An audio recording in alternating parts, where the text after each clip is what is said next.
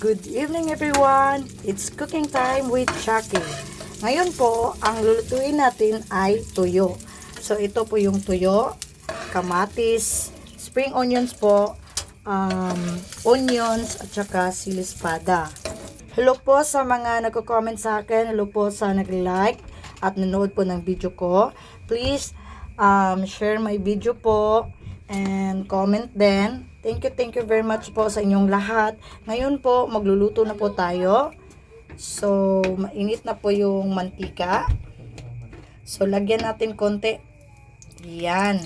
So, basin na tingala mo nga ingani ang color. Actually, nalutuan na siya og itlog. So, wala na po siya na videoan. Karon prituon na sa nato ang bulad guys ha. Yun, luto na nga atong tuyo. Or sa Bisaya, bulad. So, among ginatawag ani bulad. So, ang Tagalog po is tuyo. Yan. Yan. So, ibalin ta nato kay maggisa ta og mga lamas. Yan. So, atong i-utang ang bombay. Gisaw nato. Mas lami ni siya dagag kamatis. So, kamatis. Yan. So, bisahon lang nato. So, ilunod na nato ang bulad.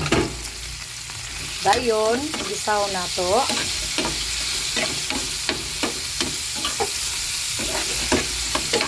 Kay parat naman yung bulad no. So, atong butangan og sugar gamay. Yan. So, atong ukayon or gisahon. Na. Naamoy ko na po ang sarap, ang bango. Yan. Ilunod na to ang sibuyas dahon. Mas lamig yun siya na yung mga lagang lamas.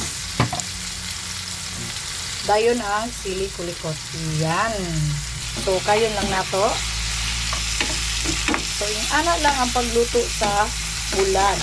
Or sa Tagalog, tuyo. Yan. So, luto na ang atong tuyo.